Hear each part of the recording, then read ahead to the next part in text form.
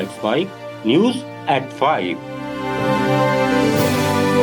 दीपावली की आप सभी को हार्दिक शुभकामनाएं।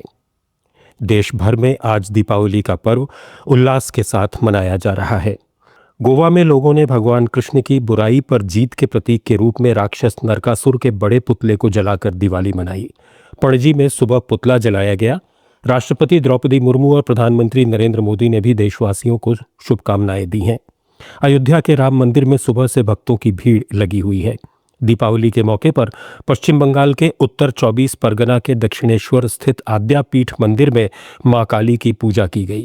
तमिलनाडु में तिरुचिरापल्ली के मलाई कोट्टई अरुमिलुगु थायुमन स्वामी मंदिर में दिवाली के मौके पर भगवान विनायगर की पूजा करने के लिए भक्तों की भारी भीड़ उमड़ी।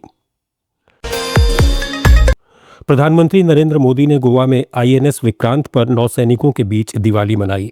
इस दौरान उन्होंने नौसैनिकों से बातचीत की। मोदी ने कहा कि हमारा विक्रांत आज आत्मनिर्भर भारत और मेड इन इंडिया का बहुत बड़ा प्रतीक है। आईएनएस विक्रांत ने अभी पाकिस्तान की रातों की नींद उड़ा दी थी।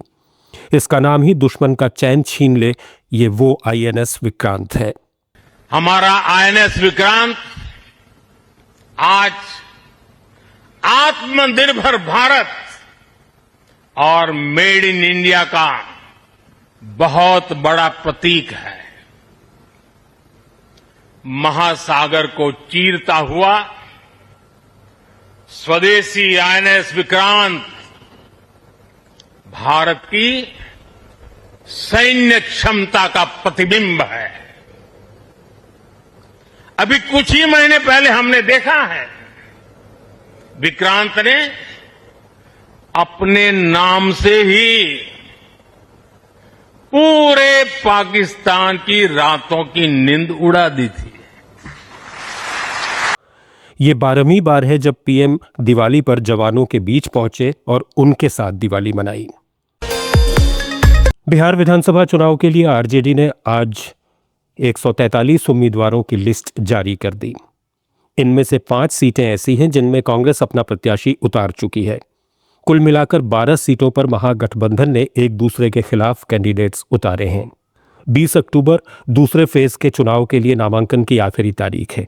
आरजेडी के 143 उम्मीदवार उतारने से पहले ही महागठबंधन में चल रही तनातनी खुलकर सामने आ चुकी है। कांग्रेस नेता पप्पू यादव ने कहा कि आरजेडी गठबंधन धर्म का पालन नहीं कर रही है, इसलिए कांग्रेस को गठबंधन तोड़ देना चाहिए। कांग्रेस ने रविवार देर रात चौथी लिस्ट जारी की थी, जिसमें 6 कैंडिडेट्स के नाम हैं। पार्टी ने अब तक 60 कैंडिडेट्स का ऐलान कर दिया है। दीपावली पर दिल्ली और आसपास के इलाकों में प्रदूषण बढ़ गया है। केंद्रीय प्रदूषण नियंत्रण बोर्ड के अनुसार राजधानी में औसत एयर क्वालिटी इंडेक्स यानी AQI 335 पहुंच गया है। ये गंभीर स्थिति है। इंडिया गेट के आसपास AQI 350 पार, आनंद विहार में 414 और वजीरपुर में 407 दर्ज किया गया है। CPCB ने बताया कि दीपावली की पहली रात पटाखे फोड़ने के कारण AQI काफ़ी ज़्यादा बढ़ा है। हवा की क्वालिटी खराब हो गई है। कुछ इलाकों में लोगों को सांस लेना मुश्किल हो सकता है।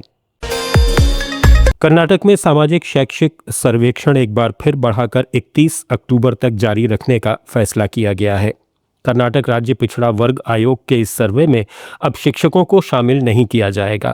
वे अपनी शैक्षणिक जिम्मेदारियों पर लौटेंगे।